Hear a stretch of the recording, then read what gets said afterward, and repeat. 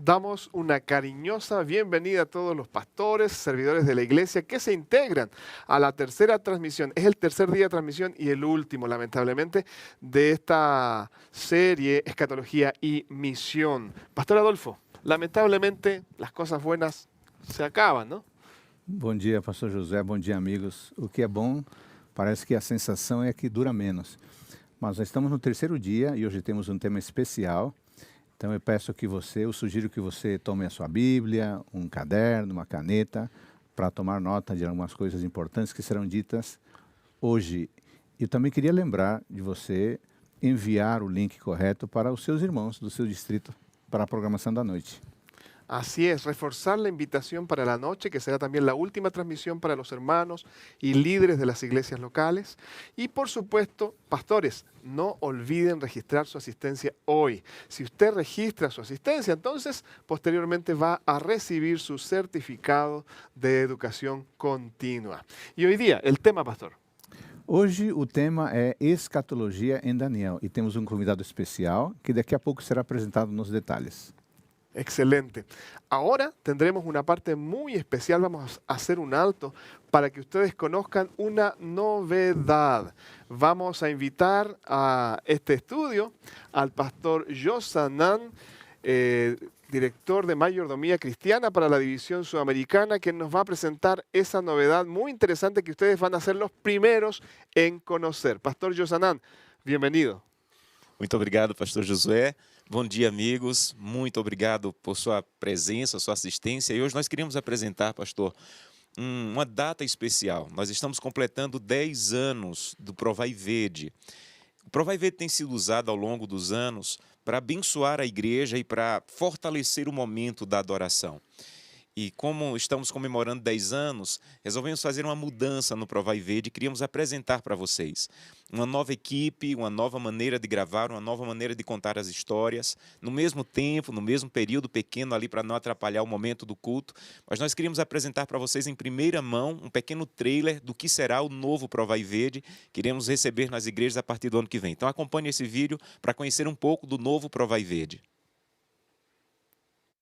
Tudo começou quando eu estava morando em Maringá há pouco tempo e sentindo a necessidade de levar a Giovana para um espaço onde ela pudesse se socializar e ter atividades físicas.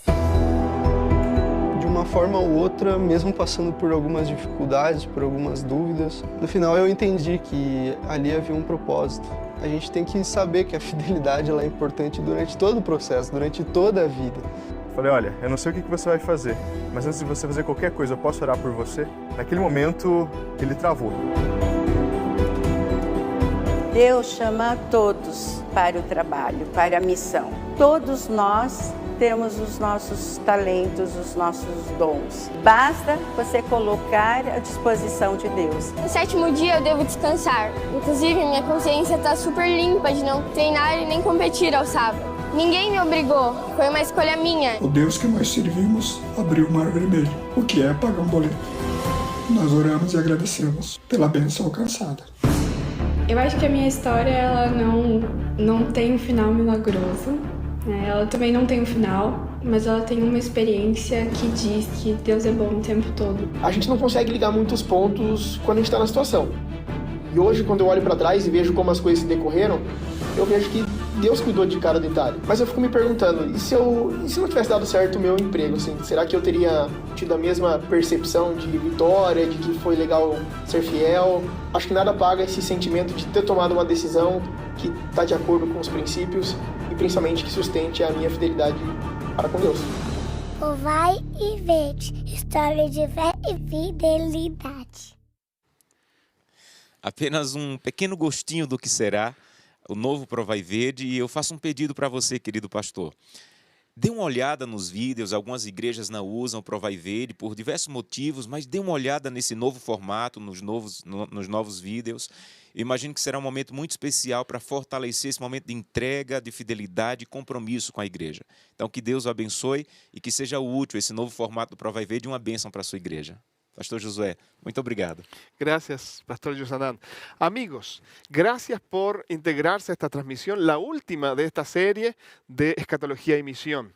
Y a continuación, para pedir la bendición de Dios, la dirección del Espíritu Santo aquí en este estudio y la presencia del Señor con cada uno de ustedes allí en sus casas, en los auditorios, en los pequeños grupos, hemos convidado al pastor Stanley Arco. Él es el presidente de la Iglesia Adventista del Séptimo Día para Sudamérica. Pastor Stanley, sea bienvenido. Pastor Josué, é um prazer muito grande estar com vocês, queridos amigos, pastores e colegas que estão labutando nesse ministério nos dias que marcam o final de nossa história. Eu quero somente agradecer aí hoje, em especial, o pastor Giri Moscala, que vai estar apresentando um tema especial. Também os dois outros palestrantes, Dr. Stefanovic e também Dr. Adenilton. Eles têm sido e foram uma bênção e hoje seremos uma vez mais abençoados. Mas cada vez que eu ouço falar em escatologia, para mim me produz como se fosse água na boca. O prazer de saber que nós estamos muito próximos da volta de Jesus. E então eu gostaria de convidá-los para abrir suas Bíblias aí em 2 Pedro, capítulo 3, ler os versículos 11 a 13. E diz-nos assim: uma vez que tudo será assim desfeito, vocês devem ser pessoas que vivem de maneira santa e piedosa, esperando e apressando a vinda do dia de Deus. Por causa desse dia, os céus incendiados serão desfeitos e os elementos se derreterão pelo calor. Nós, porém, segundo a promessa de Deus, esperamos novos céus e nova terra, nos quais habita a justiça. Convido-vos a orar neste momento. Muito importante tem sido, Senhor, participar nestes temas, desses 3 dias especiais, onde nos mostram claramente a verdade escrita e trazida até nós através da Bíblia. Obrigado, Senhor, porque revelaste aos profetas mensagens especiais a nós. Mas obrigado porque nos dás esperança. Diante dos dias que vivemos, temos a certeza da Tua presença em nossa vida. Temos a certeza de que dias difíceis passaremos, mas sempre tendo a Ti ao nosso lado e a certeza e a esperança de um dia muito breve estar eternamente contigo nos céus. Hoje, de maneira especial, quero pedir a bênção sobre cada participante e a bênção sobre o Dr. Giri Moscala, que ele possa ser usado por Ti e apresentar a Tua palavra para que nós também sejamos abençoados. Te rogamos estas bênçãos em nome de Jesus. Amém. Obrigado, pastor. Muchas gracias, Pastor Stanley, por sus palabras y también por esta inspiradora oración. Bien, ya nos acercamos a la temática del día de hoy. El Pastor Giri está preparado y vamos a pedir al Pastor Adolfo que pueda presentarnos a nuestro invitado especial y así ya adentrarnos al desarrollo del tema de hoy. Muito bom, amigos. Temos convidado especial, como já foi dito, e o convidado de hoje é o Dr. Giri Moscala. O Dr. Moscala atualmente é o Dean, ou seja, diretor do seminário adventista na Andrews, na Universidade de Andrews, em Michigan, nos Estados Unidos, que é a principal casa de estudos teológicos que a Igreja Adventista tem ao redor do mundo. O Dr. Giri Moscala, antes de estar lá na Andrews, serviu como pastor ordenado, como administrador e como professor e diretor na República Tcheca, seu país de origem. Ele é membro de várias sociedades teológicas e escreveu e editou vários artigos, livros, tanto em idioma tcheco quanto em idioma inglês. Uma das obras mais significativas recentes é a respeito do tema The Character of God, onde se trata da teologia da última geração. Ele também participou de várias expedições arqueológicas em Tel Halul, Jordânia, e também lidando com temas do Antigo e do Novo Testamentos. A sua área de atuação, aliás, ele tem 2 doutorados. Talvez ele fale um pouquinho mais disso. Ele é um homem muito preparado, mas, acima de tudo, é um pastor que serve à igreja. Dr. Moscala, muito obrigado mais uma vez por se dispor a estar conosco, num fuso horário diferente. Obrigado pelo seu tempo, sua dedicação e o tempo agora é seu.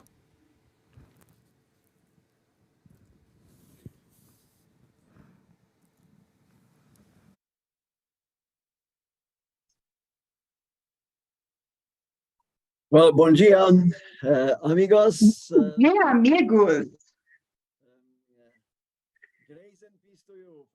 Graça e paz a todos vocês, do nosso Pai Jesus Cristo. É um grande prazer para mim estar com vocês e estudar a palavra de Deus contigo. E como você pode ver, o nosso tópico dessa noite será o Filho do Homem vindo na ou com as nuvens do céu. É uma escatologia de Daniel, capítulo 7, versos 13 e 14. Então, eu não sei se existe uma tradução acontecendo agora, eu não escuto, então eu espero que eu consiga ir assim. Tá tudo certo? Pastor Moscala, Dr. Moscala, can you present your PowerPoint in the full version, please? And yes, we have translation. Dr. Moscala, você poderia colocar em tela cheia, por favor, o seu PowerPoint? E sim, nós temos tradução, nós temos em português e em espanhol. You can go. Então você pode ter você pode falar. Ok, excelente, perfeito. Bom, eu estou aqui durante a noite, vocês saem de manhã, mas eu espero que isso funcione muito bem. Então, vamos conversar sobre os eventos escatológicos, especialmente uma visão específica sobre o julgamento. Então, eu gostaria de passar com você por uma coisa que a gente geralmente passa por cima, mas eu acho que é algo que precisamos ser mais precisos ao estudar na palavra de Deus. Aí a primeira pergunta para você é: você gosta de arte? Porque se você gosta de arte e você gosta de ir a galerias, você sabe que antes das imagens você precisa, em frente às artes, você precisa sentar para passar muito tempo entendendo o que o autor queria dizer. E o livro de Daniel e o livro de Apocalipse, eles são como sentar perante arte. Isso é arte. Não é assim diz o Senhor, mas é uma imagem para que você consiga discernir o que a imagem, qual que é a imagem que está por trás de todos esses cenários que são descritos no texto. Então, eu gostaria de dizer que o livro de Daniel, ele apresenta em cada capítulo o julgamento de Deus. E eu não vou entrar em detalhes nisso, porque vocês sabem disso, mas todo o livro de Daniel significa Deus é o meu juiz. Fala sobre o povo de Laodiceia, que é o povo do julgamento. Então, está em todos... Está o foco todo no julgamento. Quando você passa pela Bíblia, o julgamento não é periférico. Está no coração da mensagem. De Gênesis capítulo 3, você pode passar aí quase que capítulo por capítulo e você vê o cenário de julgamento. E se você passar pelas cenas de julgamento no livro de Daniel, novamente eu não vou me aprofundar nos detalhes disso, mas capítulo por capítulo existe uma apresentação da cena do julgamento. E então você tem também na segunda parte do livro de Daniel. Mas eu gostaria de enfatizar que o capítulo que fala mais de julgamento é Daniel capítulo 7. Que é mais elaborado, o capítulo mais elaborado sobre o julgamento celestial na Bíblia. E descreve julgamento antes da segunda volta de Jesus Cristo. E nós o conhecemos muito bem. Esse é um capítulo central, deixa eu mostrar aqui para vocês. É um pouco de gráficos para que você consiga entender a imagem ao todo imediatamente. O capítulo 7 é uma combinação da parte aramaica do livro de Daniel e também uma nova entrada para a parte profética do livro. Então, você pode ver aqui que o capítulo 7 ele está bem ao centro. Você tem a parte aramaica e a parte em hebraica. e como que ela funciona.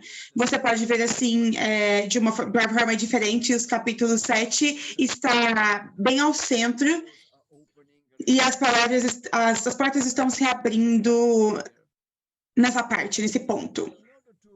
Então, para que nós consigamos entrar nos versos 2 a 14, uma estrutura do verso do capítulo é muito simples. Você tem a introdução, que é o verso 1, você tem a visão, que é dos versos 2 ao 14, e depois a interpretação, que vão dos versos 15 a 27. Ok? E isso é muito importante, a parte da visão e a parte da interpretação. A gente vai, antes de entrar em outros detalhes, eu gostaria de mostrar dessa maneira, que você tem a prosa, e na prosa você tem o que está acontecendo na Terra,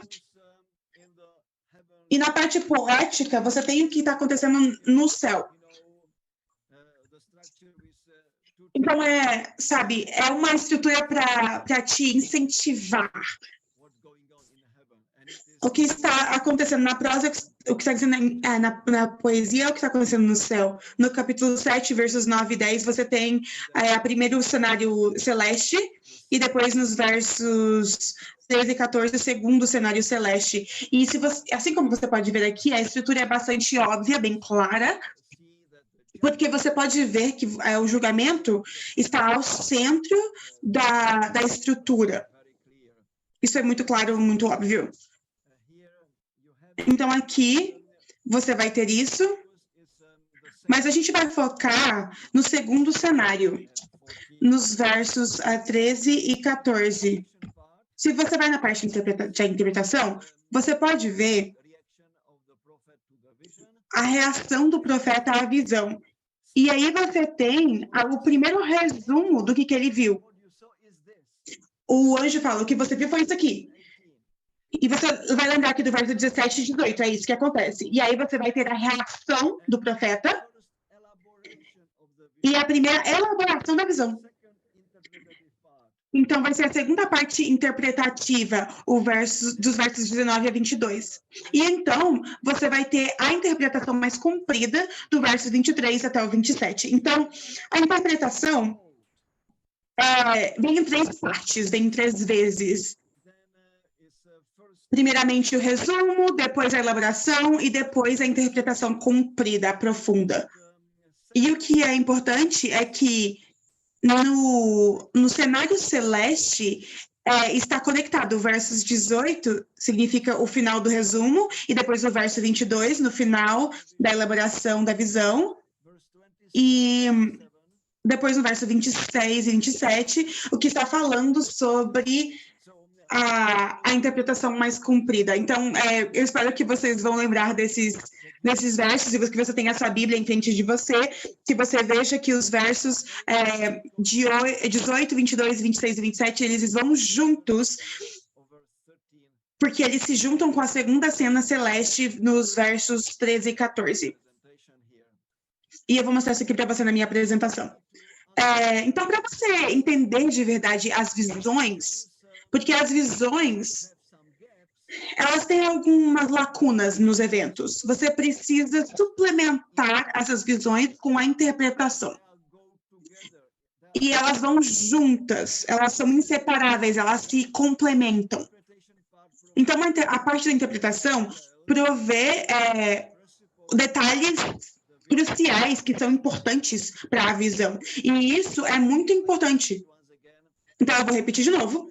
Que a interpretação, a parte da interpretação, a segunda parte do capítulo, ela provê detalhes cruciais para entender a visão, que começam no versos 2 ao 14. Mas nós vamos focar no 13 e no 14. Então, eu tenho aqui a parte que eu acabei de escrever para vocês. Você tem a visão, você tem a interpretação, e então você tem também no meio, principalmente no versos 18, 22, 26 e 27, para que complemente isso. Então você vai ter uma progressão. você vai ter mais e mais detalhes dados para que consiga entender o que está acontecendo nesse julgamento celeste que é descrito no versos 13 e 14. Ok? Então, vamos agora para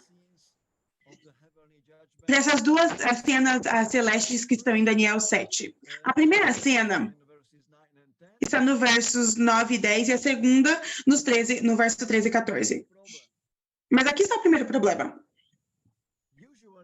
Sabe, geralmente é dito que na primeira cena representa o começo do julgamento pré-advento. E a segunda cena está descrevendo o final do julgamento. O julgamento do pré-advento. O que a gente chama de juízo investigativo. Isso está correto? E eu gostaria de expressar que isso não é uma imagem completa. Um dos meus amados professores, quando eu estudei o livro de Daniel, apresentado dessa maneira, e isso realmente me confundiu durante um longo período de tempo. Eu gostaria de expressar que os versos 9 e 10, são a primeira cena, são, na verdade, o começo do julgamento, do juízo. Mas a segunda cena não é somente sobre o final. Eles estão falando um pouquinho sobre o começo, um pouquinho sobre o final, e além do juízo investigativo. E eu gostaria de apresentar isso para vocês com detalhes. Então, vou ir rapidamente para a primeira cena. O Daniel 7, 9 a 10, você tem 4 episódios aí.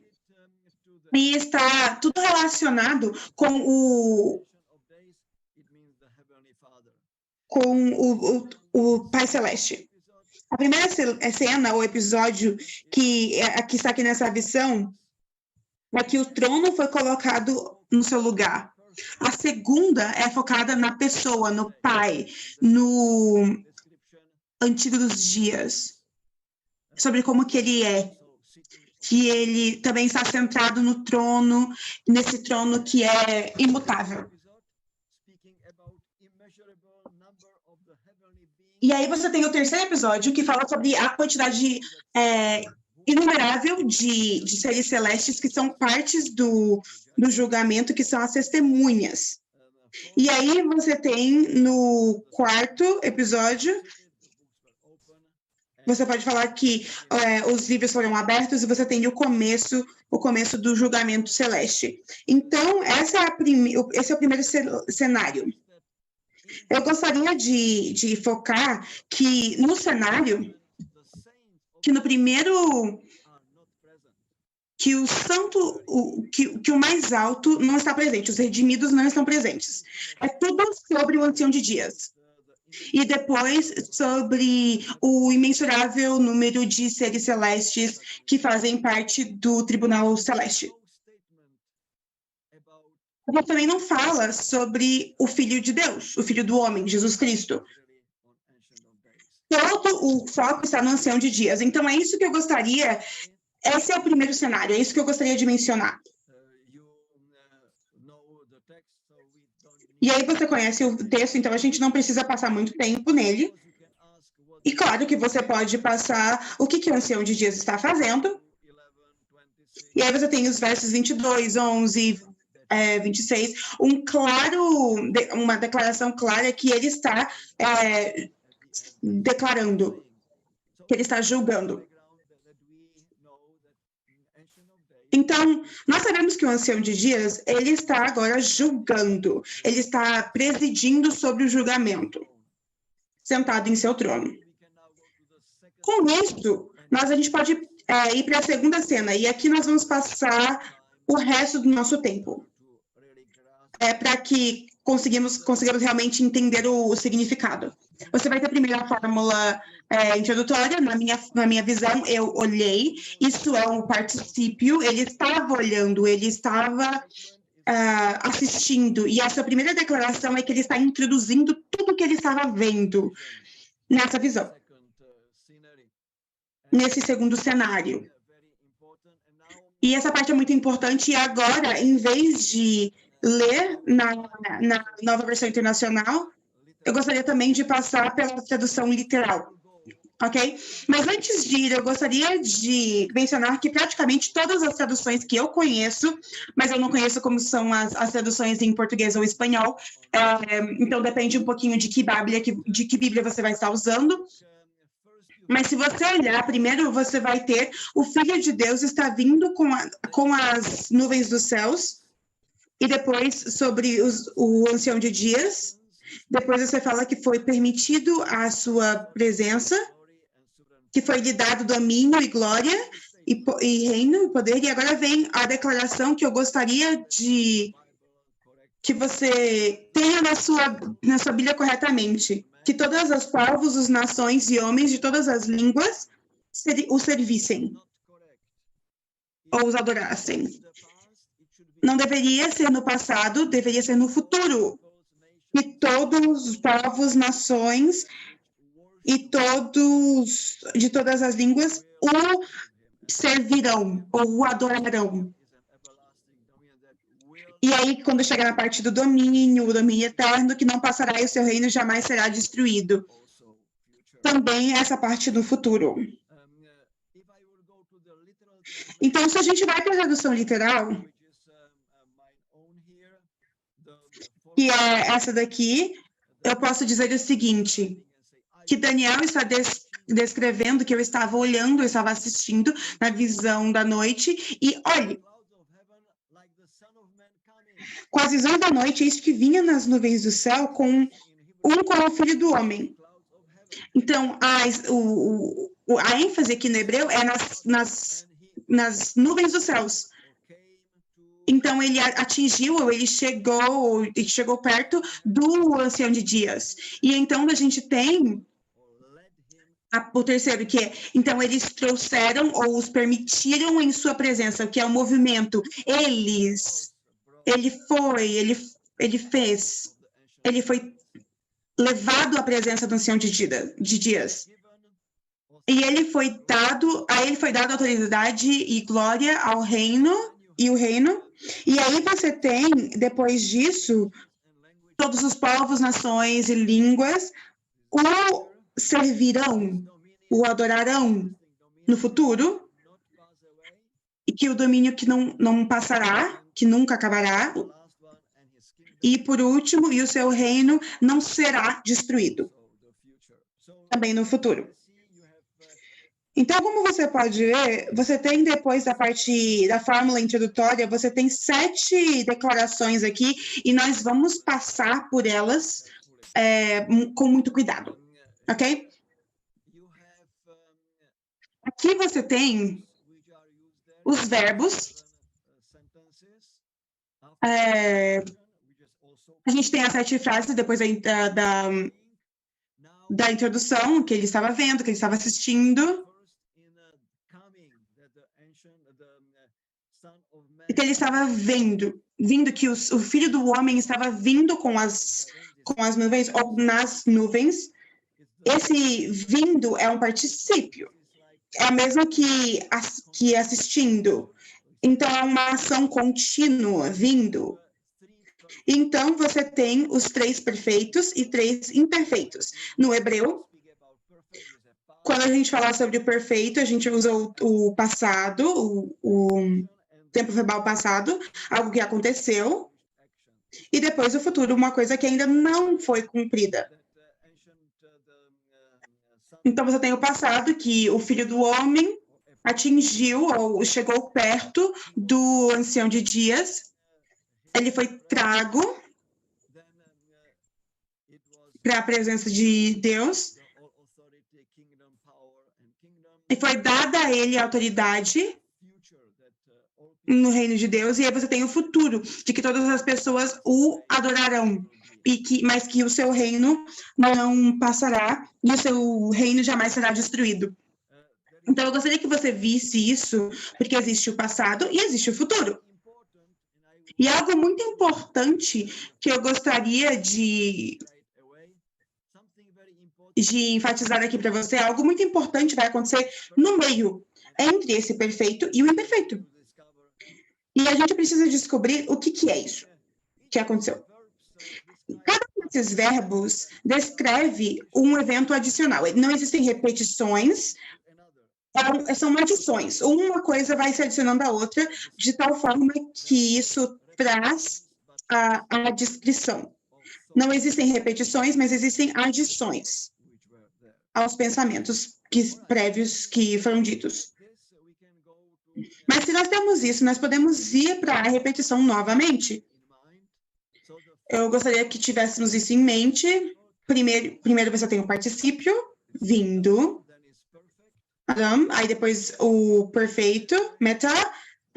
Depois o perfeito, que era perfeito, yahav, em hebreu. E depois imperfeito, pelach, alá. E depois kabbalah. 3 eventos no passado e 3 eventos no futuro. E para aqueles que conhecem hebreu ou hebraico, vocês podem ver o que eu vou colocando aqui, que esse perfeito está em amarelo e o imperfeito está em verde, que você pode ver. E aí o particípio está em vermelho, ok? O que está depois da fórmula introdutória, ok? Então, depois a gente tem aqui, quando a gente entende a estrutura e como que o segundo cenário é descrito com os verbos no passado, no imperfeito, primeiro o particípio, depois o que acontece no passado e depois o que acontece no futuro, você pode entrar em mais detalhes. Então, eu vou repetir de novo. A primeira parte é a fórmula. Eu estava olhando, eu estava vendo a visão da noite e, olha, é uma grande surpresa. Eis que vinha nas nuvens do céu como o povo do homem. Isso é para descrever como eu estou vendo. É a segunda frase já. E ele dirigiu-se ao ancião de dias. E aí... E então,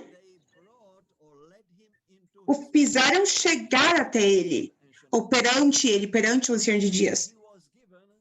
E foi-lhe dado, então, foi dado ao filho do homem domínio e glória e o reino. E depois, você tem 3 pontinhos, porque algo acontece ali, que é importante. E depois... todos os povos, nações e homens de todas as línguas o servirão. Então, mas ninguém fará algo diferente além de louvar a Deus, louvar a Cristo. O seu domínio é domínio eterno, que não passará, e o seu reino jamais será destruído. Então, esses 3 pontos bem ali são de importância para nós aqui agora. E você vai ver por que eu os coloquei ali. Então, aqui a gente tem, agora, aquela visão.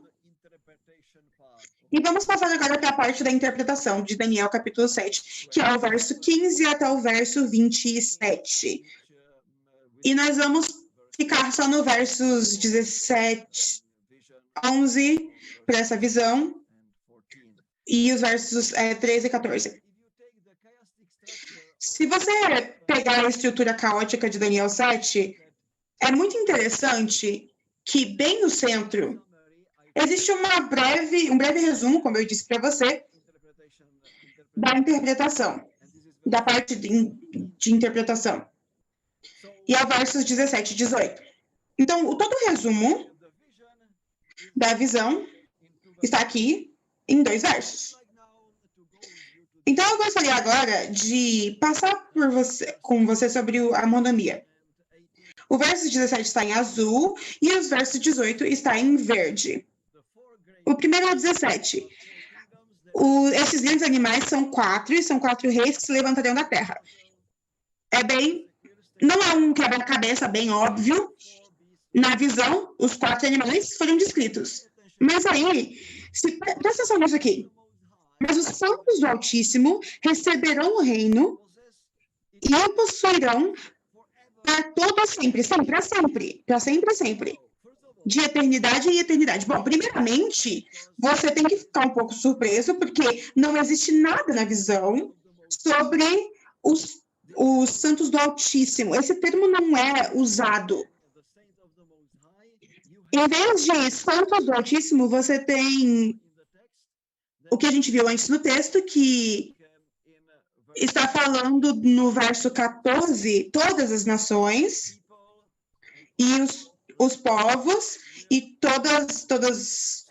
de todas as línguas o servirão. Então, agora, todos esses povos, essas línguas e essas nações,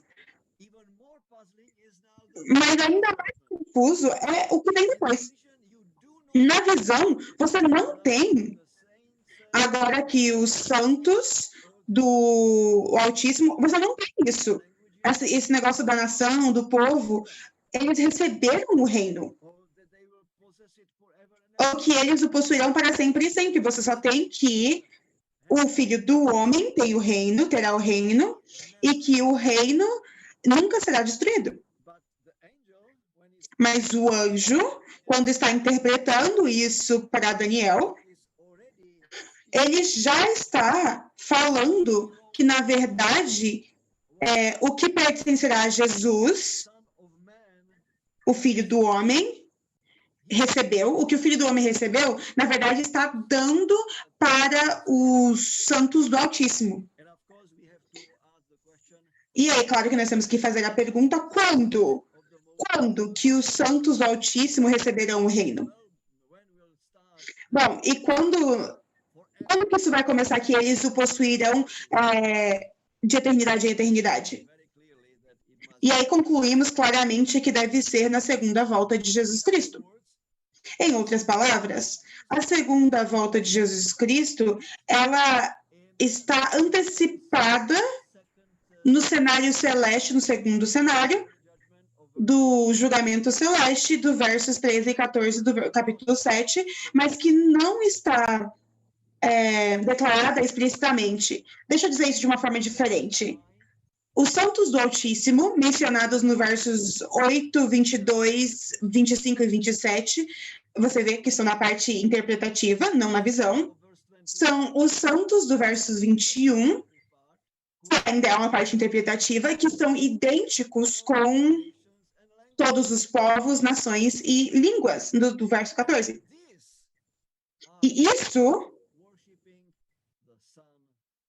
E eles estão todos louvando o Filho do Homem. E claro que nós podemos dizer que todos estão louvando isso, por causa da segunda volta de Jesus.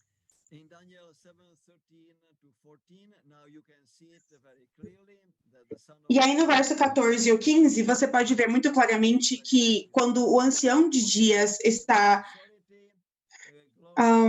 foi dada a ele autoridade e glória sobre seu poder. E agora você tem que todos os santos do Altíssimo, todos os povos, nações e homens de todas as línguas o louvarão, o servirão. E para que eles o servirem, eles precisarão receber o seu reino, o que seria a segunda volta de Jesus, o que seria antecipada antes que todos os santos altíssimos o louvarão. Ok. No verso 18, você tem aqui que os santos do Altíssimo receberão o reino.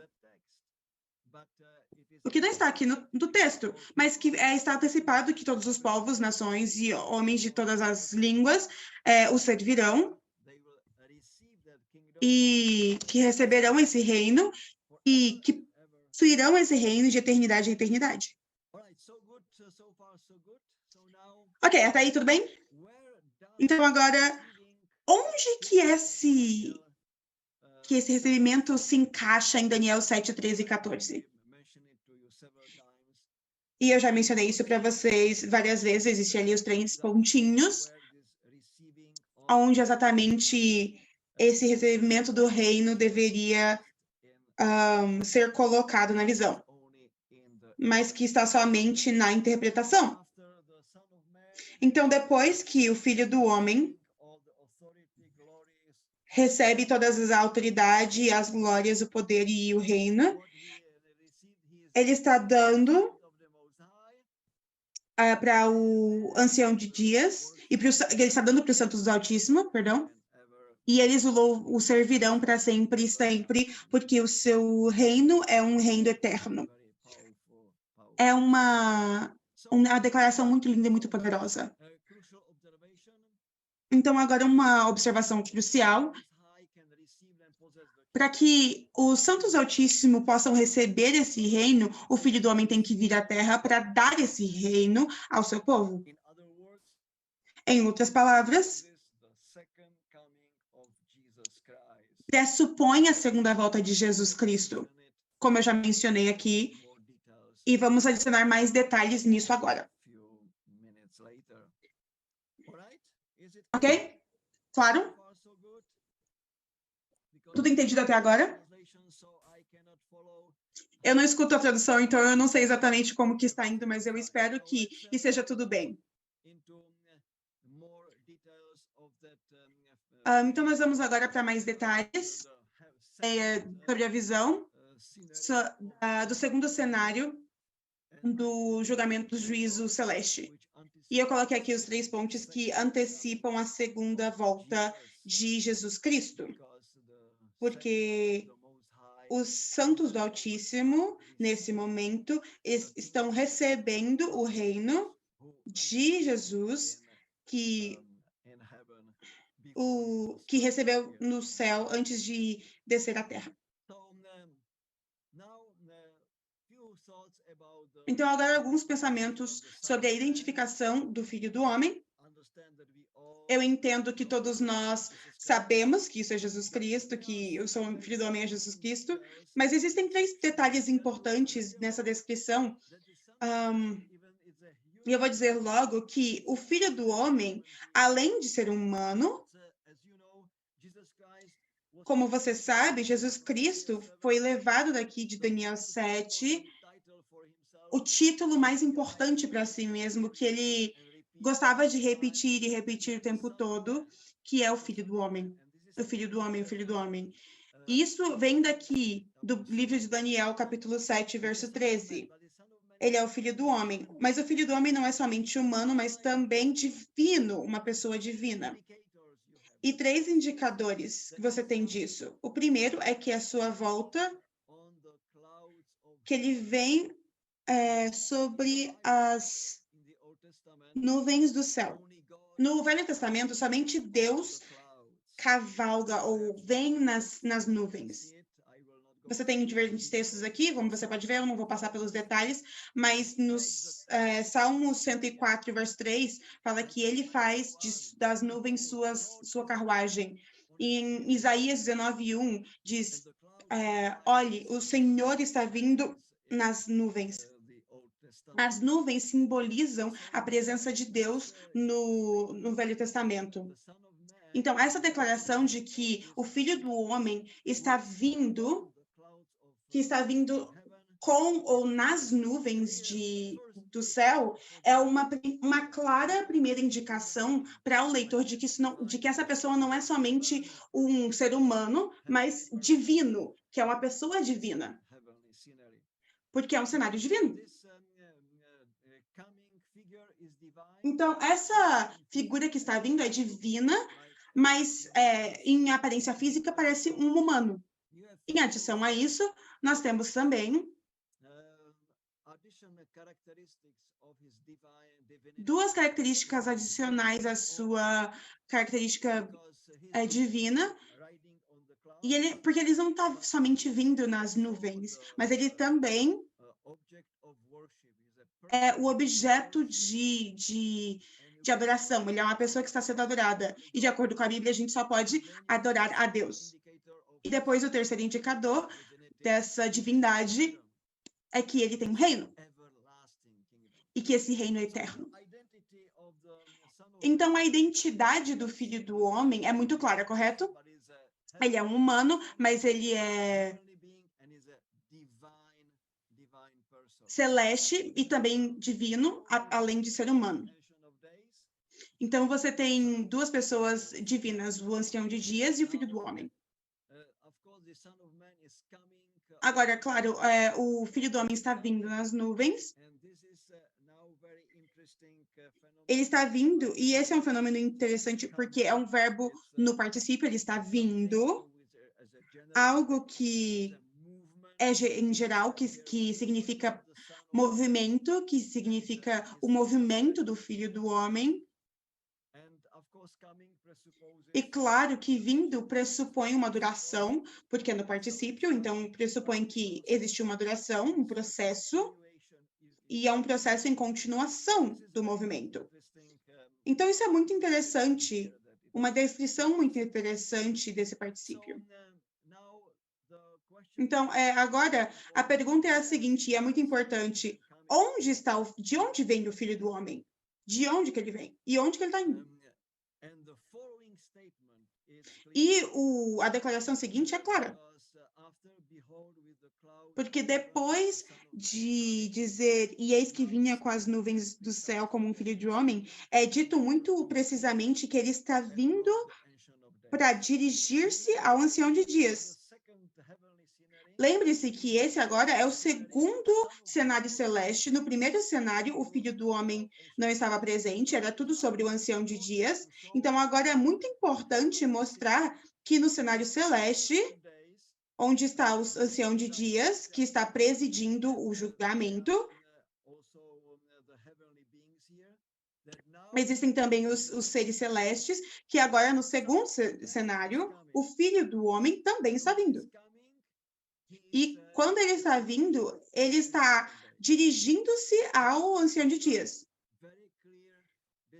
Então, essa é uma descrição muito clara de que a volta, de que essa vinda dele existe, é importante a presença no ancião de dias. Para dirigir-se, ele veio para dirigir-se ao ancião de dias. Aí a gente pode fazer a pergunta, o que eles estão fazendo? E a resposta é muito óbvia, eles estão julgando juntos. Mas deixa que eu repite para você que os três verbos no perfeito estão falando sobre Deus no céu. E eu vou voltar aqui agora para você dar uma olhada, que ele dirigiu-se ao ancião de dias. No segundo, eles trouxeram o Filho do Homem à presença do ancião de dias. Deixa eu dizer aqui novamente que foi muito especial, uma procissão muito especial e triunfante, que ele dirigiu-se, que ele foi dirigido. E aí existe um outro evento, ele veio e existiam outras atividades acontecendo, e depois ele foi levado, Jesus Cristo foi levado à presença do Pai Celeste. E então, ao final desse cenário celeste, você tem a terceira descrição. No final desse julgamento, tudo acabou. Jesus e ao Filho do Homem foi dado a ele autoridade, glória, poder e o reino. Então, em outras palavras, existem três verbos perfeitos que descrevem os eventos que acontecem no céu. Então, essa vinda do Filho do Homem, no verso 13, não é de vir aqui à Terra, não é uma vinda à Terra, como os pioneiros estavam achando, erroneamente, eles estavam achando que eles estavam vindo aqui, que o Filho do Homem vinha à Terra, mas, na verdade, obviamente, ele está vindo à presença ao contato com o ancião de dias. Então, o Filho do Homem dirigiu-se ao ancião de dias, e aí o juízo celeste começou. É a primeira declaração que temos aqui, de que ele se dirigiu. E então nós podemos perguntar de onde que o Filho do Homem está vindo em mais detalhes. Sim, ele veio, dirigiu-se ao ancião de dias para quê? Claro que eu vou mostrar isso para vocês depois. Bom, para esse juízo, porque eles vão julgar juntos. E claro que Jesus Cristo foi o que é o intercessor dos santos do Altíssimo, mas também o pequeno chifre que está condenando e todo mundo que está associado com ele. Mas, então a gente está falando aqui sobre o julgamento, sim. E então tem a parte triunfante, da procissão triunfante no final do advento, do julgamento preliminar, é o seguinte, porque quando tudo acabou e quando tudo ficou claro, agora existe uma grande celebração no céu. E o que é essa grande celebração? Onde Jesus Cristo, o que está representando os santos do Altíssimo, e aí são todos levados à presença do Ancião de Dias. Em adição ao que a gente teve antes, agora esse detalhe da procissão triunfante, ele é levado, eles o levaram a isso. Então, como uma culminação da procissão triunfante, o nosso Deus Celeste, nosso Pai Celeste, ele dá autoridade ao Filho do Homem, autoridade, glória, poder e reino. Para quê? Para que o que ele recebesse fosse levado aos santos do Altíssimo, que estão na terra. E aí, depois disso, a ele foi dada autoridade, glória e o reino, que claro que vai ser incluído, mas não declarado na visão, mas apenas apresentado na interpretação de Daniel capítulo 7, mas aqui deveria agora estar implícito depois da segunda volta de Jesus. Então, eu espero que vocês estão seguindo aqui como que está sendo feito. Primeiro, a gente tem a atividade de julgamento, depois, quando que o julgamento no céu, o que está acontecendo agora, claro, quando isso acaba, aí vem a procissão triunfante, Jesus é trago, dirigido, com grande fanfarra, grande glória e grande celebração, à presença do Pai Celeste, e para celebrar o fim desse ministério intercessório de Jesus, tudo que ele fez pela humanidade, e quando isso acaba, todo poder, glória, autoridade e reino é dado a Jesus, e quando ele está recebendo isso, ele pode então descer, vir à terra, para dar aos santos do Altíssimo, que irão então louvá-lo para sempre, servi-lo para sempre, e esse reino de Jesus, de Deus, nunca, nunca acabará. Então, na cena celestial, você vai ver que no verso 13, a primeira frase do verso 14 descreve o que aconteceu na Terra. Vou repetir de novo. No verso 13, a primeira frase do verso 14 e a primeira frase do verso 14 descrevem o que acontece no céu. Isso é muito poderoso, muito importante. Isso é o que a gente tem naquele tempo verbal perfeito, as coisas que aconteceram. Coisas que aconteceram no passado, em relação com a segunda volta de Jesus. Isso é tudo eventos passados.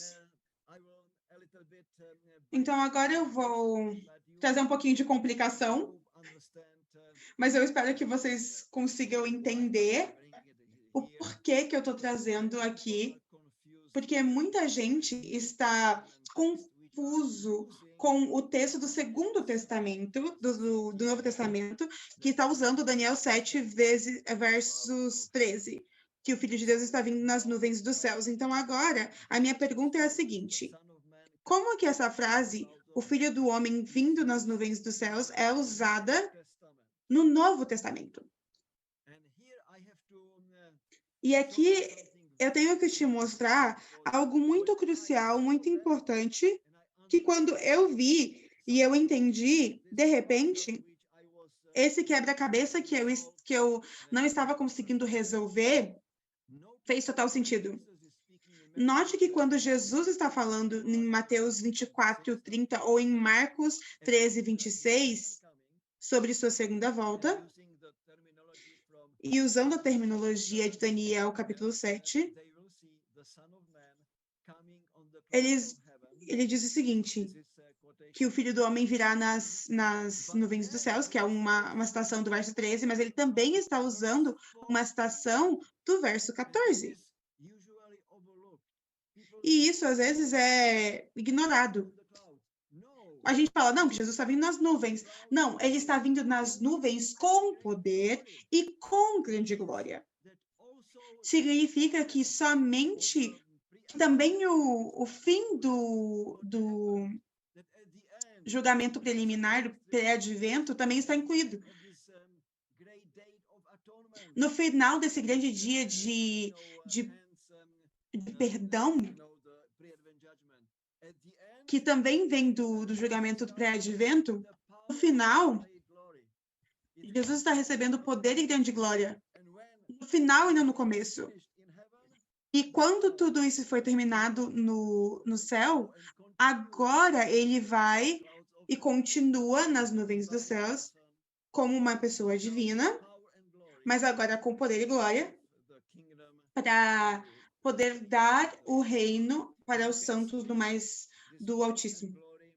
E você pode ver esse poder e glória em Mateus 24, também está em Marcos 13, versos 26, você tem também em Mateus 26, 64, e você tem um pouquinho diferente, mas fala que o Filho do Homem sentado à direita do poder e vindo nas nuvens dos céus.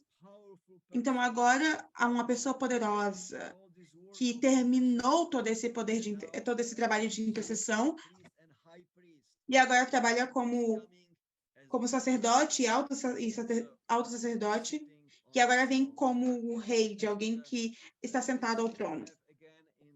E aí você tem isso novamente nessas partes sinópticas. E aí no livro de Apocalipse, em 2 lugares, você tem essa declaração de vindo com as nuvens ou vindo nas nuvens. Em Apocalipse, não tem a parte do poder, mas fala que está vindo para nos dar a recompensa. Então, é muito claro que agora está também inclusa a glória, o poder e o reino de Deus, trazendo a final execução do julgamento. Então, todos os 6 textos no Novo Testamento, se você os colocar juntos, claramente falam da segunda volta de Jesus, mas dessa vinda nas nuvens com poder é a segunda volta de Jesus. Mas não vindo com as nuvens no começo do julgamento pré-advento que a gente tem ali no verso 13 de Daniel, capítulo 7. Então, agora, para tornar isso bastante claro, eu gostaria de dizer que essas passagens do Novo Testamento falam sobre a segunda volta de Jesus, e eles citam Daniel 7:13, e eu tenho que enfatizar isso, porque todos os comentaristas que eu vi até hoje, até no Adventismo, eles sempre citam o Novo Testamento, as passagens 7:13. Mas isso não está correto. Eles citam Daniel 7:13 e 14. É aquela frase sobre o Filho do Homem. No final do julgamento pré-advento, antes de vir à Terra, ele está recebendo o poder, a glória, a autoridade e o reino.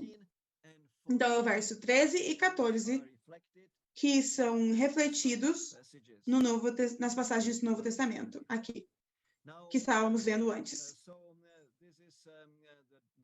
Então, agora, essa descrição, então, em outras palavras, nós temos agora, será que a segunda vinda de Jesus está no contexto de Daniel 7:13?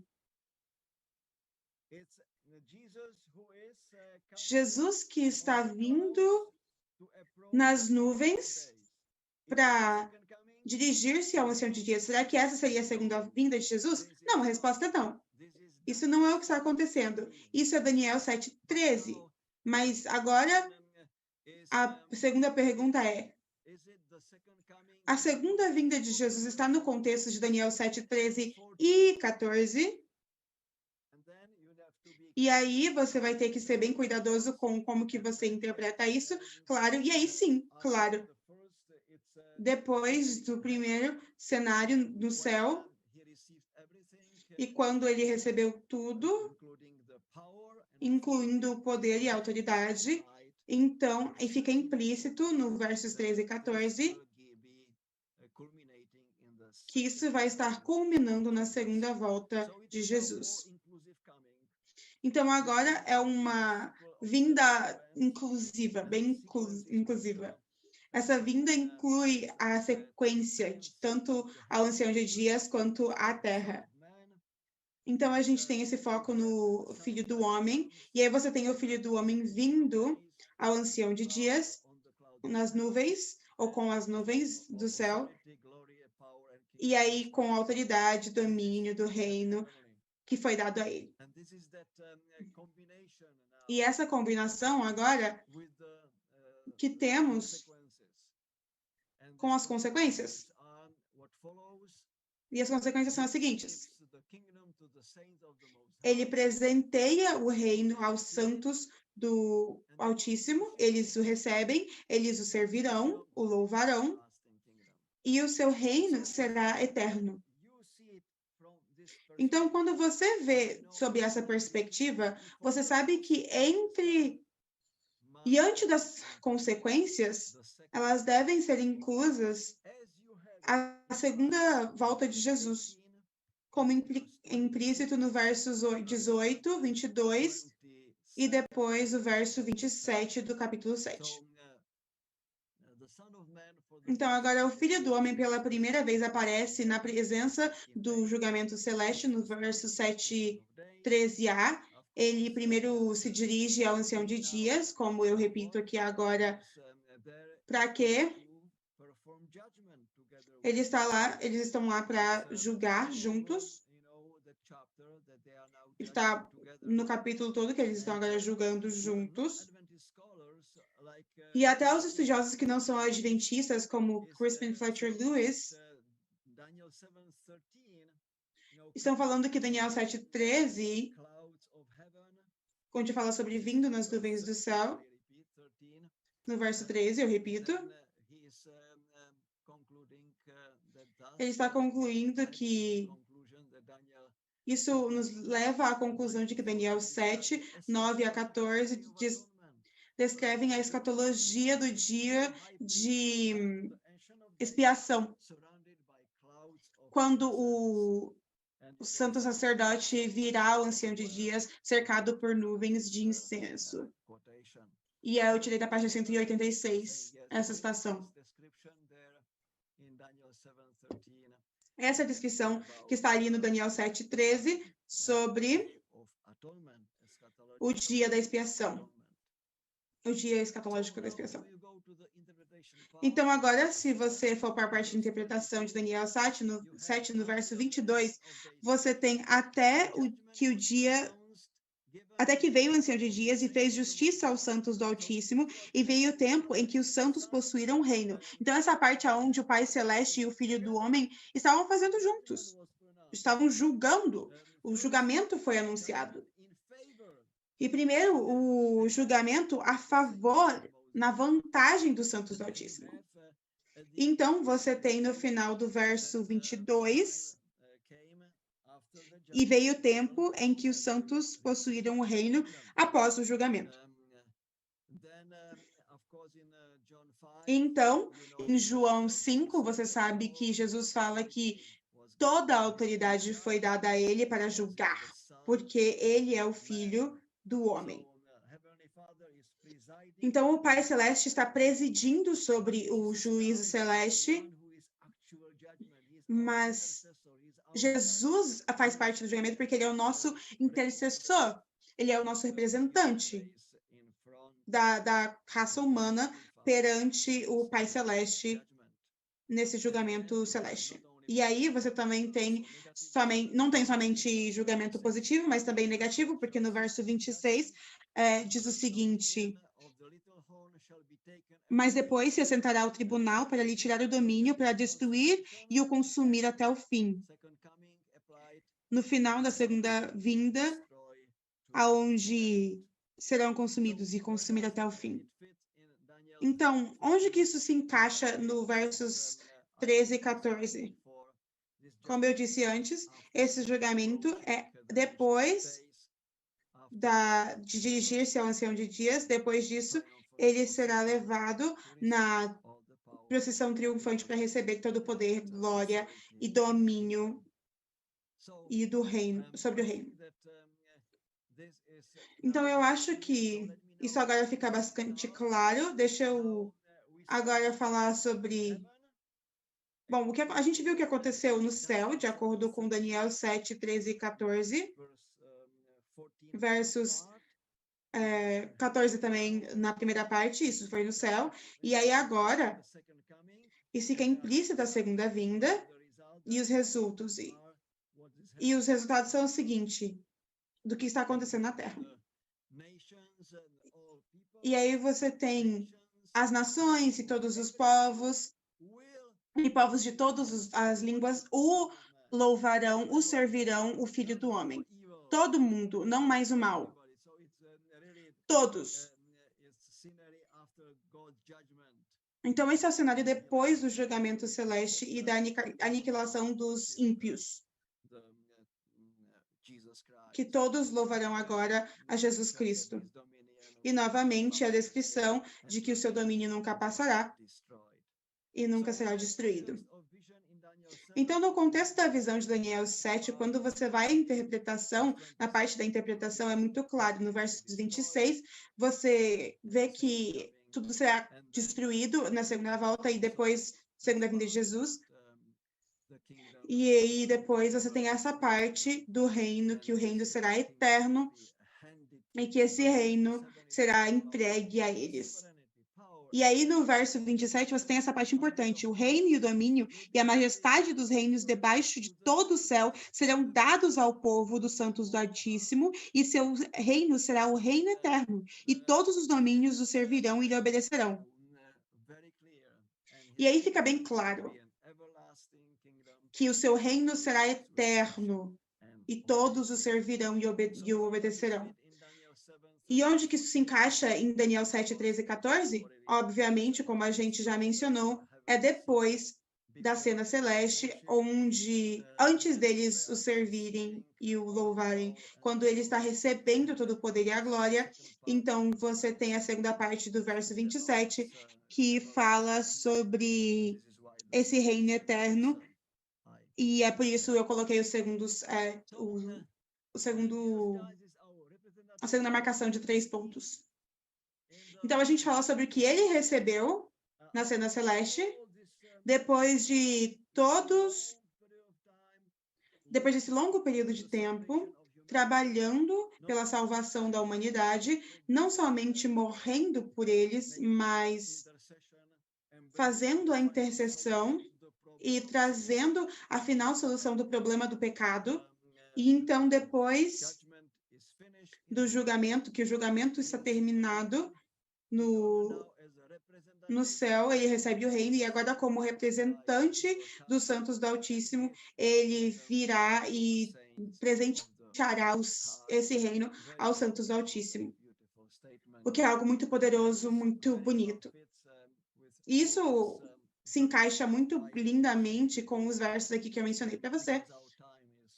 E porque o nosso tempo está acabando, eu não vou me aprofundar na parte da repetição. A vinda de Cristo é uma sequência de eventos, ele é um evento contínuo, eventos que aconteceram no céu, e quando isso acabar, ele está vindo à Terra, ele virá à Terra para presentear todas essas belas coisas que ele recebeu aos santos do Altíssimo. Glória, aleluia a Deus por isso. Então, a volta de Jesus.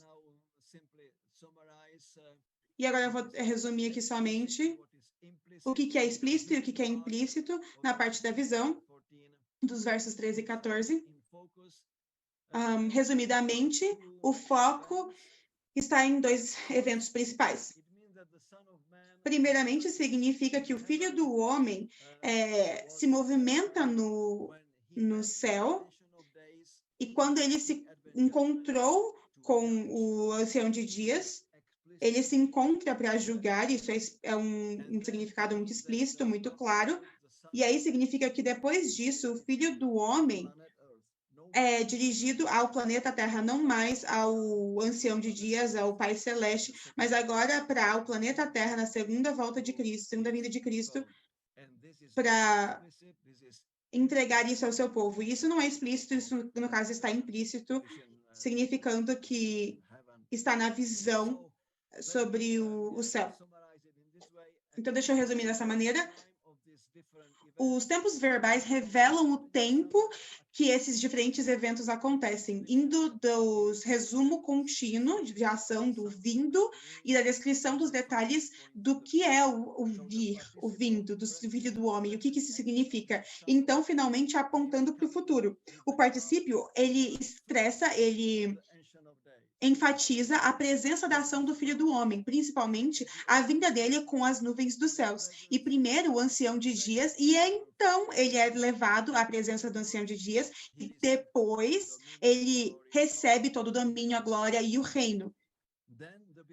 Então, o texto bíblico se vira para o futuro, para os eventos futuros, e então, com a segurança e a certeza, proclama os resultados finais, que todos os povos, nações e línguas servirão ao Filho do Homem. O seu domínio e seu reino é eterno e nunca passará. E o seu reino será eterno e nunca será destruído.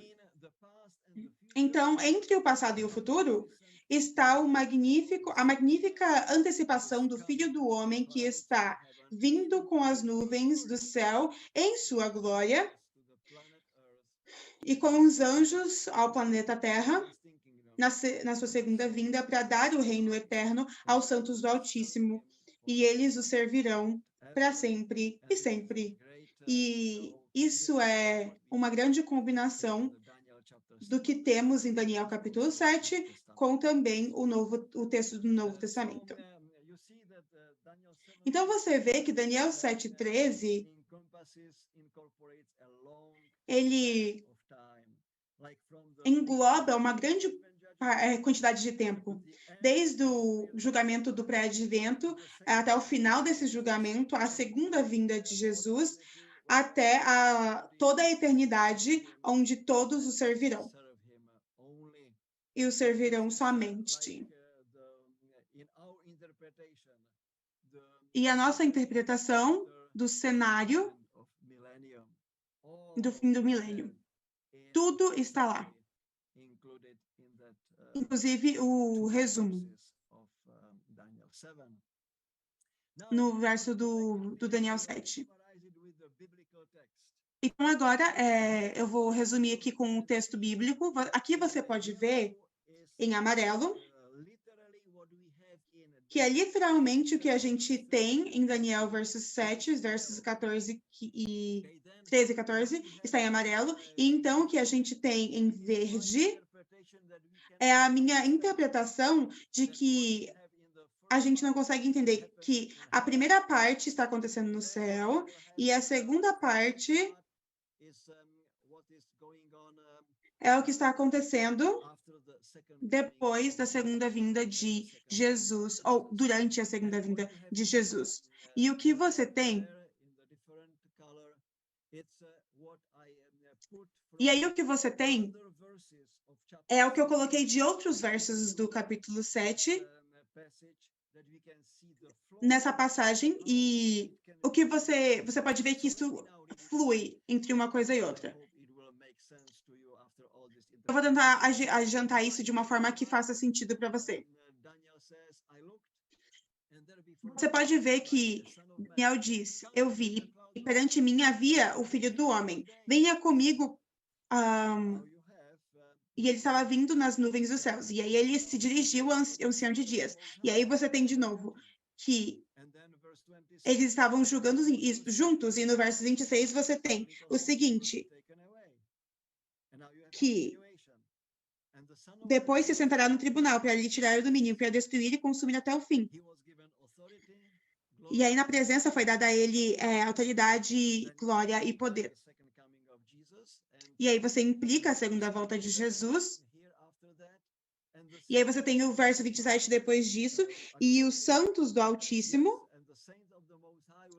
os santos do Altíssimo receberão o reino, e o reino será o reino eterno. O reino eterno, que te lembra o verso 18. E então, o seu reino será o reino eterno, e todos os domínios servirão e lhe obedecerão. E tudo isso será dado aos santos e ao povo do Altíssimo. Então, a gente fala sobre o final, que o poder dos ímpios será destruído para sempre.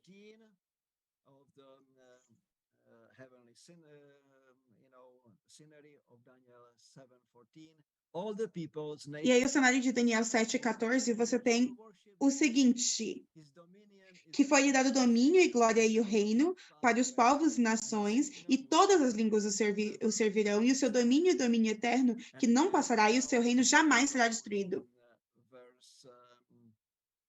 Então, nós vamos ao verso 27, o seu reino, o reino do Filho do Homem, o reino eterno, e todos o servirão e o obedecerão. O que eu descrevi agora da perspectiva bíblica, eu gostaria agora de confirmar por Ellen White. No Grande Conflito, na página 480, ela está falando sobre isso, e primeiro, quando eu estava lendo, eu não estava conseguindo entender. E então eu entendi.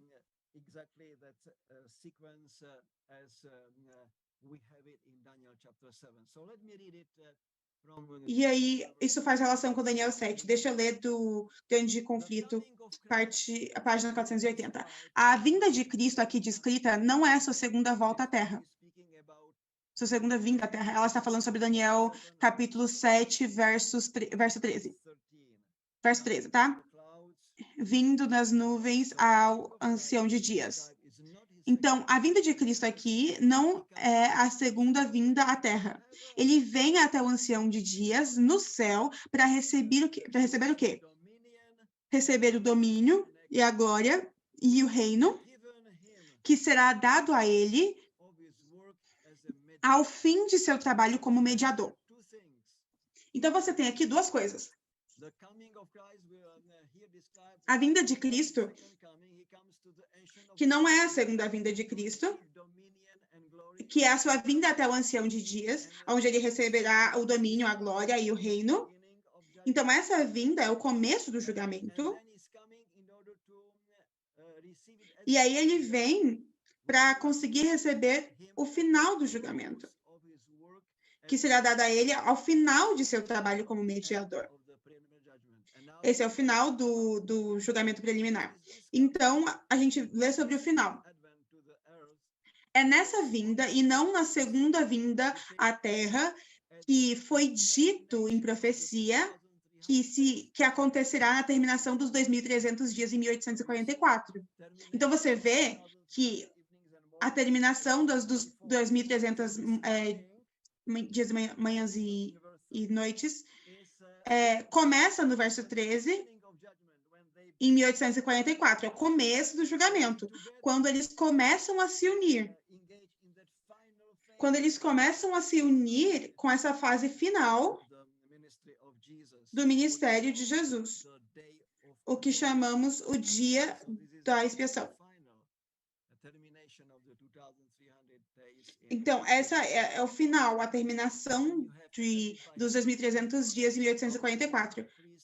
E, atendido pelos anjos celestes, o nosso alto sacerdote, nosso sumo sacerdote, entra no lugar santíssimo e então aparece na presença de Deus para se envolver com os últimos atos de sua ministração no lugar ou em prol do homem, para fazer com que o seu trabalho do juízo investigativo, para fazer a expiação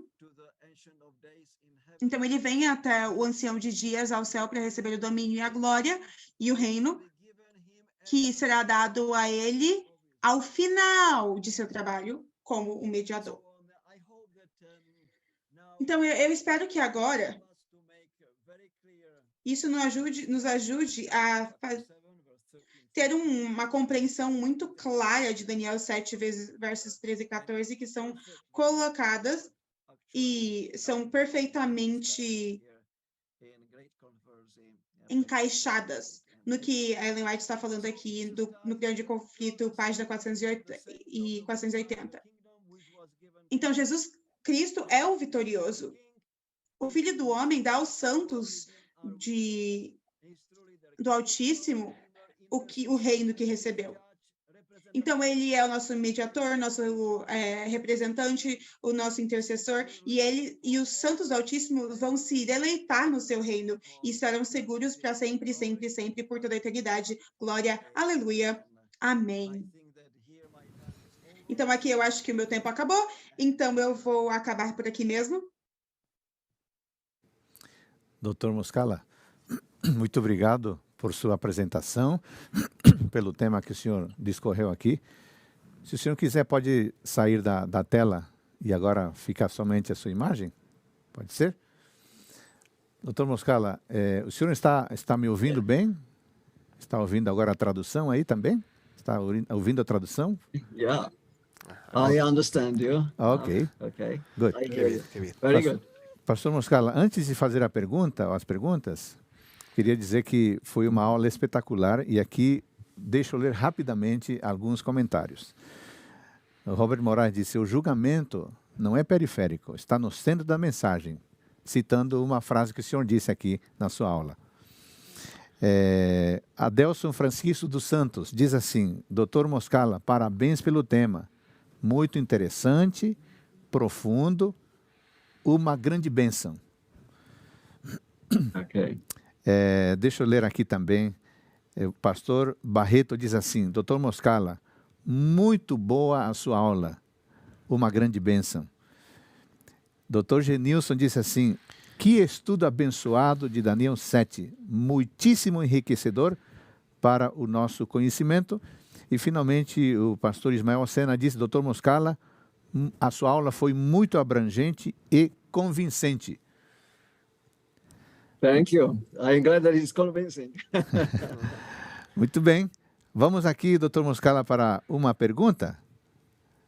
Temos aí por volta de meia hora para a gente interagir. E tem muitas perguntas, infelizmente não vai dar tempo para todas. Mas vamos lá. Que outros textos, especialmente do Novo Testamento, fortaleceriam a nossa compreensão, como o senhor mencionou, de Daniel 7, 12 a 14? Now you need to translate that I will understand your question well. So far it was without translation, so I was... Are you receiving the translation or not? Not yet. No, I did not receive translation, but I was guessing what you were saying so far. I guess your question. But I can read. So far, I can read. I can read the question in English. Okay. Yes, please go ahead, because I do not receive English translation. It's fine. Okay. What other text, especially in the New Testament, give strength to our understanding of Daniel? E outro texto nesse Novo Testamento, the text that you use in your presentation especialmente today. no Novo Testamento, fortalecem a nossa compreensão de Daniel 7, 12 a 14, sobre essa tradução, Que outros textos? Bom, os textos que tem o Filho do Homem vindo nas nuvens, é isso? Yes. Eu acho que o Filho do Homem vindo nas nuvens é usado somente 6 vezes no Novo Testamento, dessa maneira, e é sempre referindo à segunda vinda de Cristo, e ou é conectada ao poder, à glória, ou então à recompensa. Então, é por isso que eu estou dizendo que essa frase no Novo Testamento, esse texto no Novo Testamento, não estão citando somente Daniel 7, verso 13, porque então eles estariam falando não pela segunda vida, mas pelo julgamento preventivo ou preliminar. Mas essa citação é de Daniel 7, versos 13 e 14, e precisamos ter essas frases juntas, do contrário não faz sentido. Muito bem, Dr. Moscala, muito obrigado. Será que agora você está ouvindo a tradução? No, I do not hear any translation. Well, so I can read the... But you are capable to translate. Não, mas eu não consigo a interpretação. Mas você consegue traduzir para mim, então okay, eu acredito okay. que você consegue fazer os dois. Ok. So let me read another question, Dr. Então Moscala. me deixe ler outra pergunta aqui, Dr. Moscala. The description of the Son of Man in the verses 13 and 14 is referring to the beginning of the ministry of Jesus in the heavenly sanctuary in 1844, or it refers to the finishing part as the conclusion, as we see in Matthew chapter 25, verse 31 to 46. A 46.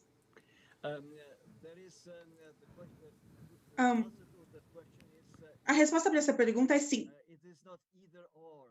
Não é um ou outro. A primeira frase, que está no verso 13,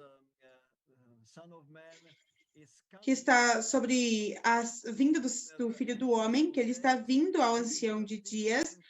Esse é o começo do julgamento pré-advento. Então, isso significa que isso é em 1844. Mas Daniel está implicando a atividade do julgamento, e aí existe a processão de receber a glória, poder, autoridade e reino. Isso é ao final do julgamento pré-advento. Então, ambas as coisas estão implícitas no versos 13 e na segunda parte do verso 14. Mas então, na segunda parte do verso 14, da segunda frase em diante, você tem o que acontece depois da segunda volta de Jesus.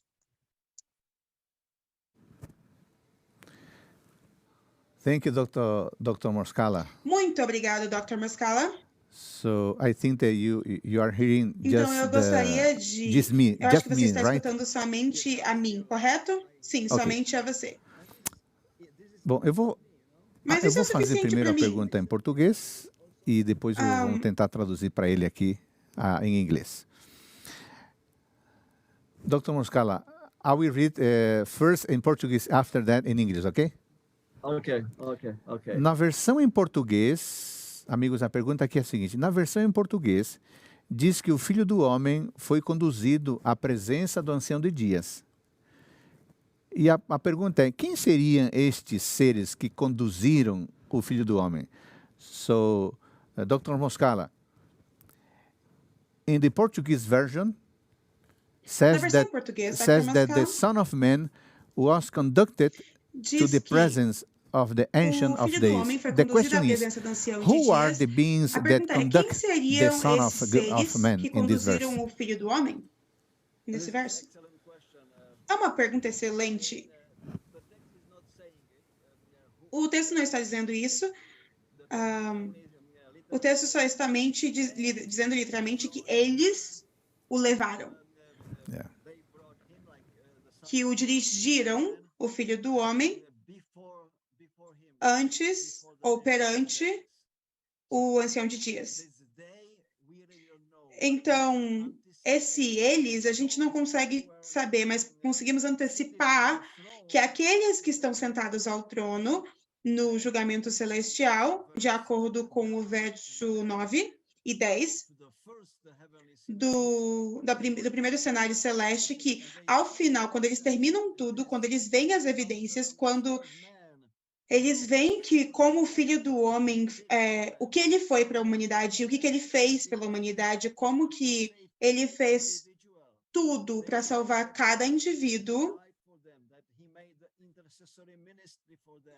que não somente ele morreu por eles, mas que fez o ministério intercessor por eles e que fez todo o possível para salvá-los. Então, também traz a última parte sobre a final solução do problema do mal.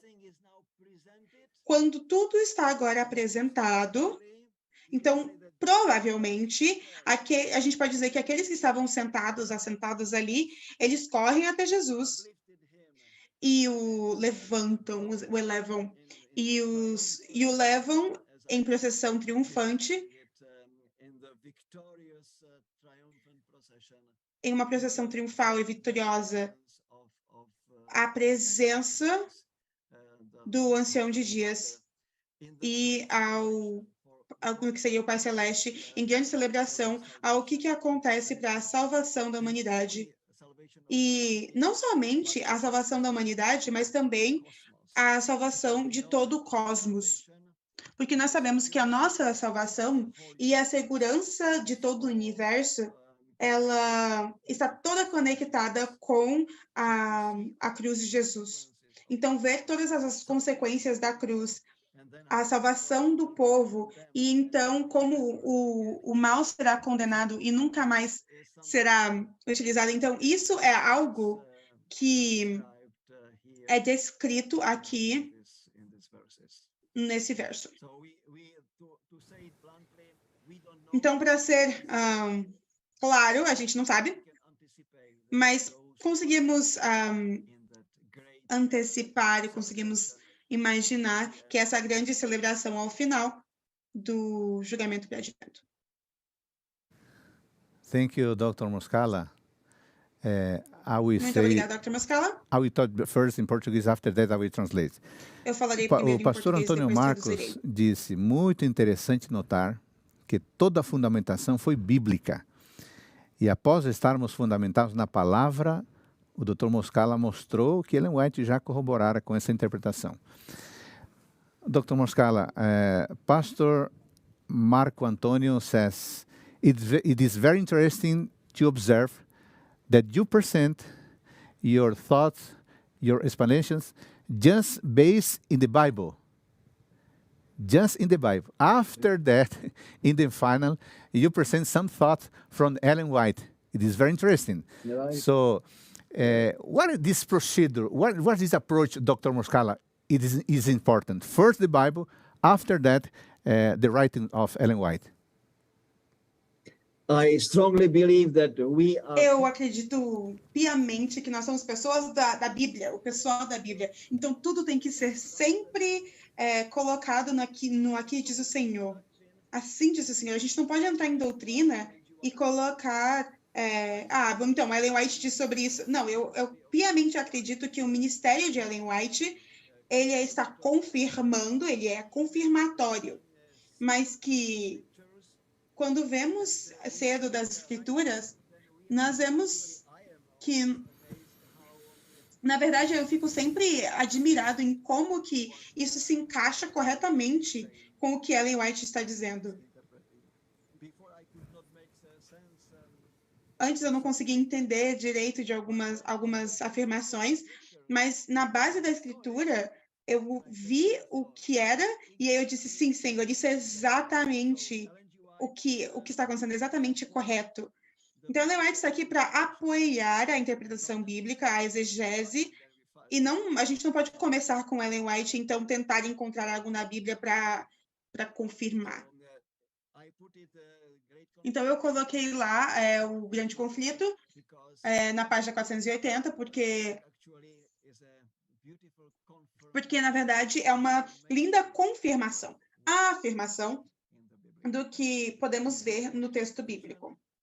Se colocamos visão e interpretação da visão, tudo junto, e ver também o que acontece, as previsões do Novo Testamento.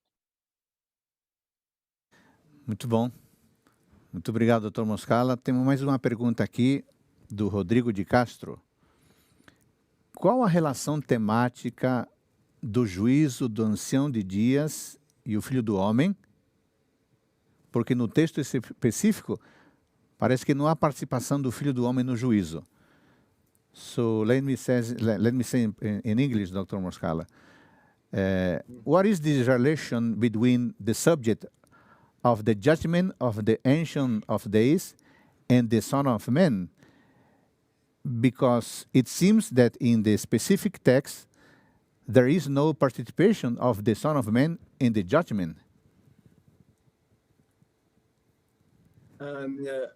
Bom, na verdade, está implícito. Eu concordo que realmente não está explícito, não está declarado explicitamente que o Filho de Deus veio para julgar, mas nós agora todos vemos que o capítulo é sobre o julgamento. E que quando o ancião de dias está presidindo no julgamento, que todo esse cenário do julgamento, e que todo o capítulo é sobre o julgamento, então, quando o Filho do Homem aparece no julgamento, ele não pode fazer mais nada além de participar. Então, no primeiro cenário, é sobre o ancião de dias. O segundo cenário é mais sobre o Filho do Homem. E isso se encaixa porque o Filho do Homem, o que o Filho do Homem faz, ele é muito geral, ele é completo. E que isso está aproximando, quando ele se aproxima ao ancião de dias, naquela frase, que fica implícito que ele está se aproximando, sendo dirigido ao ancião de dias para julgar junto com ele. E é isso que está acontecendo. E aí você tem o verso 22. Quem sabe isso pode ser uma cena até mais forte, mas não é nesse cenário. É uma interpretação. No verso 22, você vai ter que até o ancião de dias venha e o julgamento foi dado aos santos do Altíssimo. Esse é o particípio. No aramaico, é uma forma passiva. Então, o ancião de dias está lá, mas o julgamento foi dado. E você pode perguntar, tá, mas quem que deu? Foi dado por quem? E então o ancião de dias está agora junto com o Filho do Homem, e aí você pode seguramente concluir com conexões exegéticas que esse julgamento foi dado pelo Filho do Homem. Então você tem a seguinte declaração, e aí o tempo veio que os santos do Altíssimo estão recebendo o reino. E, claro, quem que deu esse reino? Ninguém mais além do Filho do Homem. Então, todas essas observações exegéticas estão te levando que quando o Filho do Homem está se aproximando do ancião de dias, é pelo propósito de julgar. Thank you, Dr. Moscala. Muito obrigado, Dr. Moscala. Dr. Moscala. One or more, two questions. Eu acho que existem uma ou duas mais perguntas. Deixe-me ler aqui em português. Primeiro, os cristãos no tempo apostólico compreenderam a relação entre a expressão Filho do Homem usada nos evangelhos e também no livro de Daniel? So let me say in English. Dr. Moscala, the Christians in the apostolic time understood the relationship between the expression Son of God used both in the Gospels and in the book of Daniel.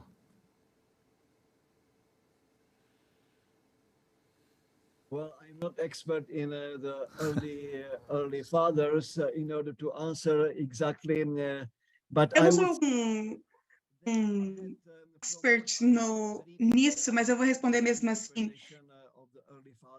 Quando você lê a interpretação em Daniel 2, em Daniel 7, vocês geralmente, eles usam declarações muito em geral. Coisas como a segunda vinda de Jesus, em Daniel 2, em Daniel 7, eles perceberam que esse julgamento é bem celeste, e eles também foram, assim como os nossos pioneiros, iam direto para a segunda vinda de Jesus,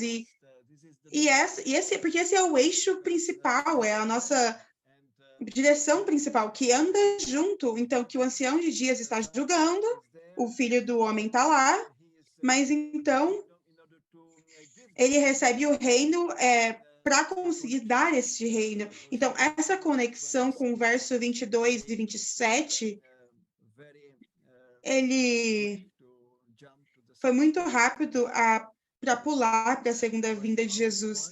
E quando os nossos pioneiros se enganam antecipando que em 1844 será a segunda vinda de Cristo, então a gente estuda isso com mais cuidado. E agora eu fico muito satisfeito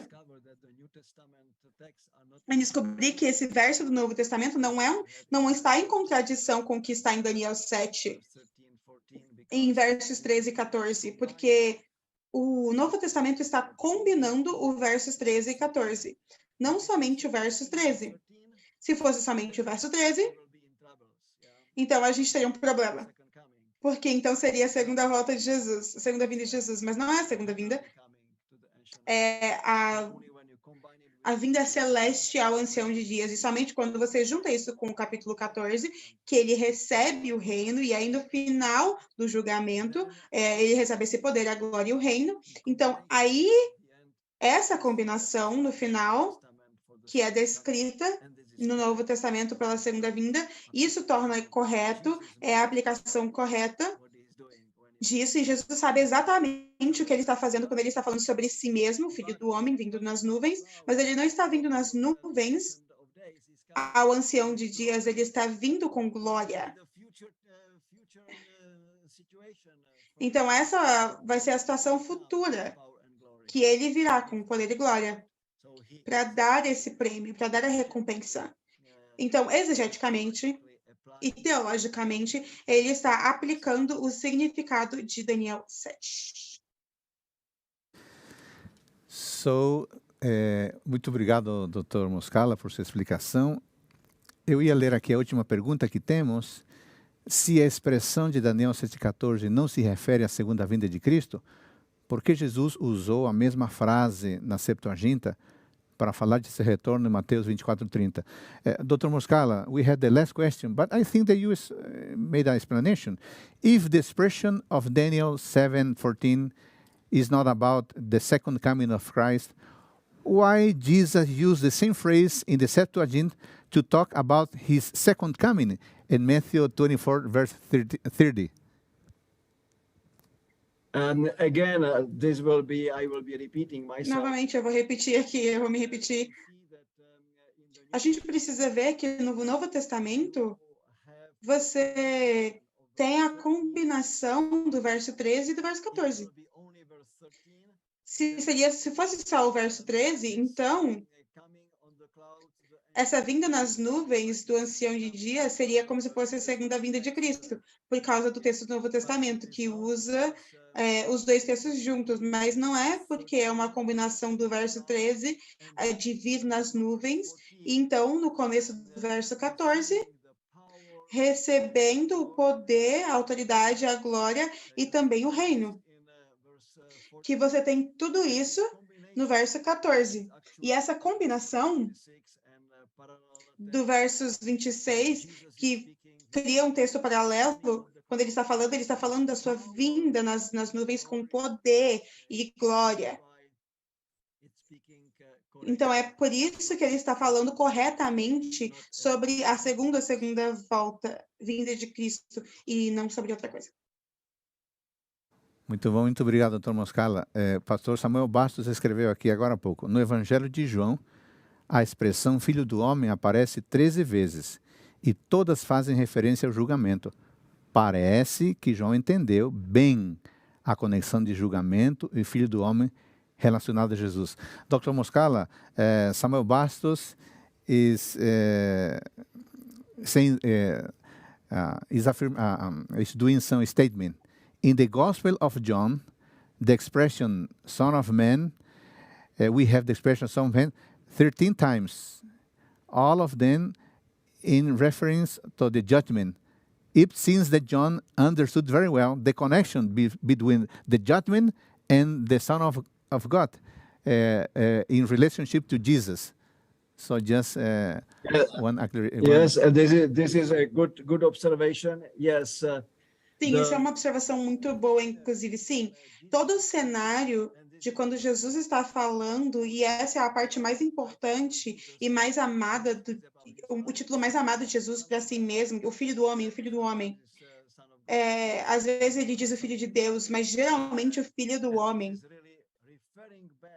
E isso está se referindo de volta a Daniel 7. Claro que em Daniel 7 fica é o cenário do julgamento. Então, quando o Evangelho, quando ele está falando, quando João está falando sobre Jesus como o Filho do Homem, é uma observação muito correta. Ele está aceitando o julgamento, isso está corretíssimo. Então, é a confirmação do que a gente disse até agora. Dr. Moscala, our time is gone, so thank you so much for your time, for your strong biblical and theological presentation. Thank you so much for your time giving answers to the questions.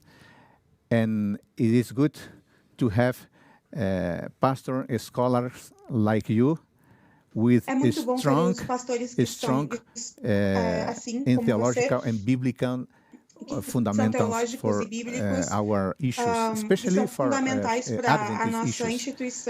Thank you so much once again, Dr. Moscala. I will see you in evening here in Brazil, in Brasília. Eu verei agora, verei de noite aqui no Brasil. Sim, para mim vai ser de manhã, então eu vejo vocês amanhã. See you, Dr. Moscala. God bless you. Deus te abençoe. Ok, a gente ora ou você já tem isso no seu roteiro aí? Moscala, por esta excelente apresentação, amplia presentación relacionada con este libro de Daniel que por supuesto debe ser estudiado y comprendido en la relación con el libro de Apocalipsis que también hemos estudiado en estos días. Hemos llegado al final de esta serie para este grupo por lo menos, pastores y servidores de la iglesia. Les agradecemos su participación, su asistencia. Agradecemos a las uniones y campos que ayudaron a promover también este programa y les recordamos que no olviden registrar su asistencia el día de hoy. Seguramente usted quiere recibir el certificado de educación continua y la idea es que no se lo pierda. Dios les bendiga y por favor, refuercen la invitación para los hermanos esta noche en el horario ya marcado en cada país. Vamos a orar pidiendo al Señor su bendición y su compañía durante el resto de la jornada. Oremos. Amoroso Padre que estás en los cielos, te alabamos, Señor, porque tu palabra es viva y eficaz, es una luz, una lámpara a nuestros pies para iluminar nuestro camino. Gracias, Señor, por la sabiduría que tú nos has traído por medio de la presentación del Dr. Moscala al abrir la palabra. Y queremos rogar que esto sea de edificación para nosotros, para nuestros ministerios y para nuestra amada iglesia. Te agradecemos todo esto. En el nombre de Jesús. Amém. Amém. Queridos amigos, muito bom ter vocês e aguardem informações para o nosso próximo evento. Tenham um dia restante de muitas bênçãos. Um abraço. Deus les bendiga.